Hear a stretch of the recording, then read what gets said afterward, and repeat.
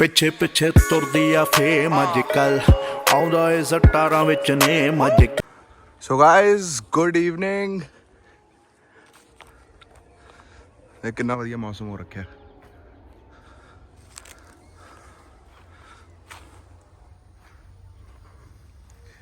अग लगाती है थोड़ी बहुत भाई। दिन में तो बहुत गर्मी होने लग गई है।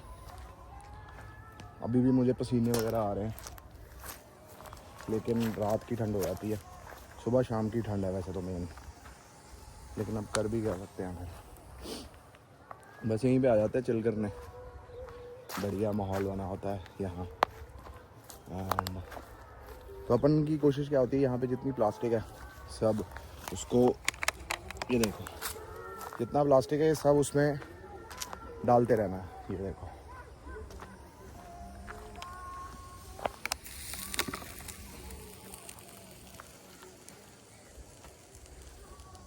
तो ये बढ़िया करके ऐसे करके धूनी लगा रखी है बढ़िया। तो पानी थोड़ा जा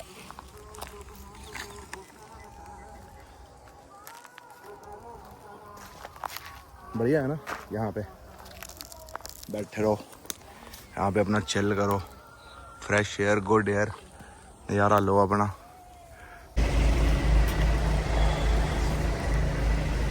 तो भाई सबसे पहले काम तो अपना ये होता है कि गाड़ियाँ गर्म कर दें अच्छे तरीके से, क्योंकि गाड़ियों की लंबी लाइफ रखनी है तो गाड़ियाँ गर्म होनी बहुत ज़रूरी है।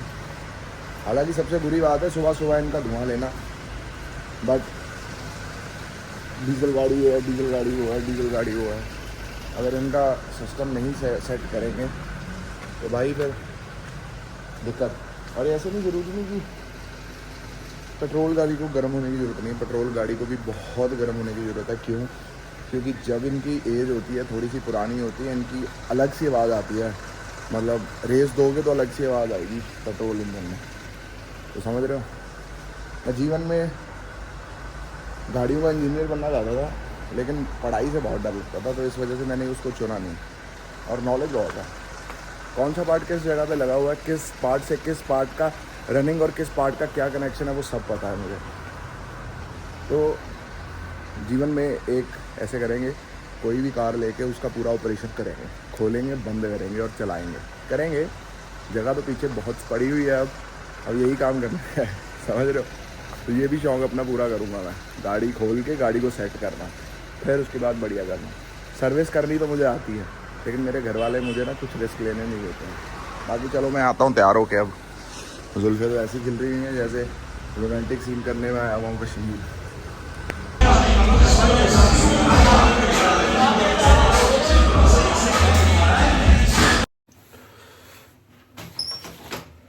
So good morning Apple spine, कैसे हो आप सब लोग? मैं भी बढ़िया। अभी जिम से आया हूँ, जिम से आके बस जिम के बाद वाला ब्रश करा है एंड बस नहाने की तैयारी है। एंड उसके बाद चलेंगे ऑफिस एंड देखते हैं केड़ा केड़ा काम मैं आज करने वाला। एंड और बताओ क्या सीन है। एक ऑब्जर्वेशन और है मेरी, आपको कितना वो लगता है कि जो लड़के हैं लड़कियां हैं कितने परसेंट सीरियसली जिम करने आते हैं और अपने आप को मतलब कह लो कि नेक्स्ट लेवल पे ले जाने आते हैं? मुझ जैसे 10% लोग हैं, 20% लोग हैं कि जो सिर्फ और सिर्फ डेडिकेटेड है अपने जिम की तरफ, एक्सरसाइज की तरफ। एक्सरसाइज ख़त्म हुई वापस अपने घर पे और नहा के और दूसरी जगह जाना। क्योंकि मैं बॉम्बे भी रहा हूँ, चंडीगढ़ भी रहा हूँ, होशियारपुर तो चलो मेरा घर है ही, है ना। एक दूसरे से बातें करने जो लोग ज़्यादा आते हैं यार। मतलब for me gym is gym, है ना। Doing exercise, completing your exercise, reaching your goal, है ना। जो भी आपकी बॉडी में कमी पेशी है उसको पूरी करना, है ना। People, what do I feel is बातें ज़्यादा होती हैं, बातों बातों में लोगों की सेटिंग भी होती है, ठीक है, बड़ा कुछ होता है। मैं 2017 की बात करता हूँ, जब मैं नया नया बॉम्बे गया तो हमारी जो लैंडलॉर्ड थी, पीजी की जो हमारी मालकिन थी, तो वो भी गोल्ड्स बैंड्रा में ही आती थी। तो मेरे को पता ही नहीं कि वो आ रखी है वहाँ, और क्योंकि मैं बड़ा ना फोकस्ड बंदा हूँ कि मेरे को पता नहीं पापा ने बचपन से यही सिखाया गया कि अगर जिम कर रहे हो तो जिम की तरफ ही ध्यान होना चाहिए, अगर काम कर रहे हो तो काम की तरफ ही ध्यान होना चाहिए, अगर तुम खेल रहे हो तो खेलने की तरफ ही ध्यान होना चाहिए, अगर तुम मस्ती कर रहे हो तो सिर्फ और सिर्फ मस्ती में ध्यान होना चाहिए, और घूमने गए तो सिर्फ और सिर्फ घूमने में ध्यान होना चाहिए। एक फोकस, ये नहीं कि उसकी बात इधर चल रही है, दिमाग उसकी बात इधर चल रही है। तो मैं अपना एक्सरसाइज कर रहा, तो जो हमारी मैम का एक ट्रेनर था वो आया मेरी तरफ, कह रहे आपको मैम बुला रही है।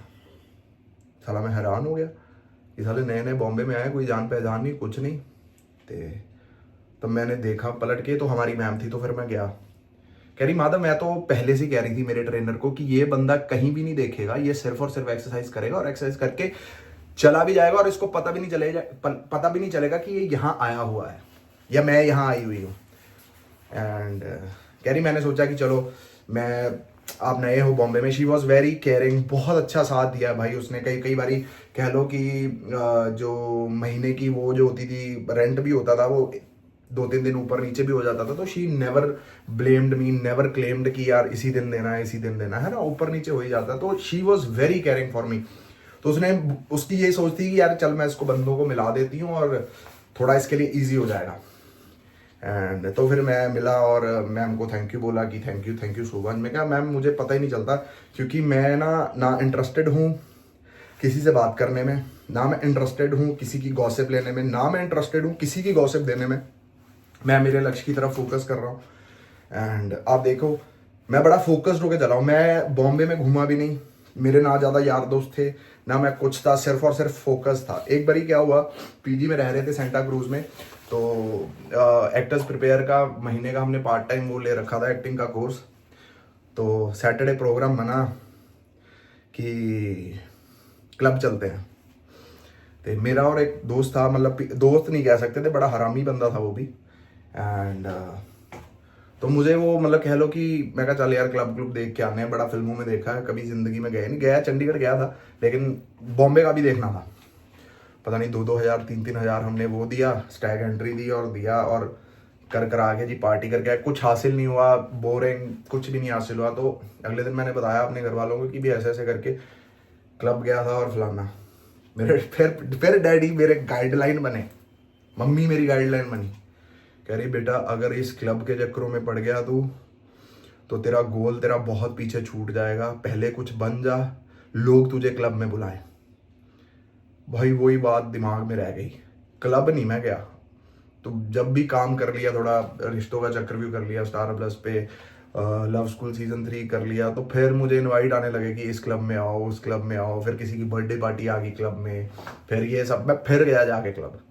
समझ रहे हो, मैं इतना फोकस्ड था, इतना फोकस्ड था मैं। मतलब मैं एक ये जो YouTube है, ठीक है, मस्ती प्रस्ती यहाँ पे चलती रहती है, लेकिन जब तक मैं घूम नहीं रहा तो मैं चाहता हूँ कि जितने भी अपने बंदे अपने को आप मतलब कह लो कि पूरे दिल से देखते हैं, तो उनकी तरफ एक मैसेज आना चाहिए कि भाई जो भी काम कर रहे हो ना, लगन से काम करो।